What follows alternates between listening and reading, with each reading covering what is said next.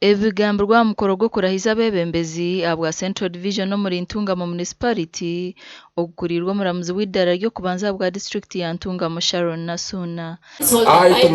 Bible app. I Tumuhirwe Duncan, swear in the name of Almighty God that I will be faithful and bear true allegiance to the Republic of Uganda. Samuel Muchunguzi mukuru w'entebe ya katana bwa district ya Ntungamo Shabira abebembezi okwatanisa bakargo mukwebaganisamu okuchumbagize by'entunguka. Bernard. I Tugoma Bernard. Swear in the name of the Almighty God that I will be faithful and bear true allegiance. Etahuni yitu eje ni etahuni yitu ya district ni ejerake ana mwamuta kuchimanya eje tahuni twatu chukozereje ni etahuni rwagati wanoza Rwanda wanoza Burundi wanoza Kongo wanoza the destination is here so tunokorebeka ngo etahuni yitu twachukoraje yabe tahuni nunju mnonga twenda kubashaba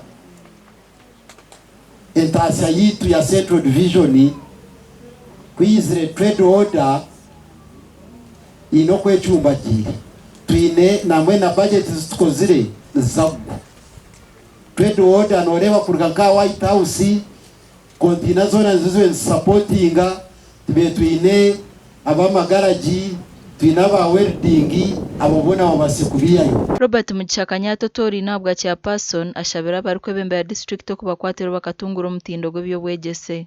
I Kamsha Maureen swear in the name of the Almighty God that I will be faithful.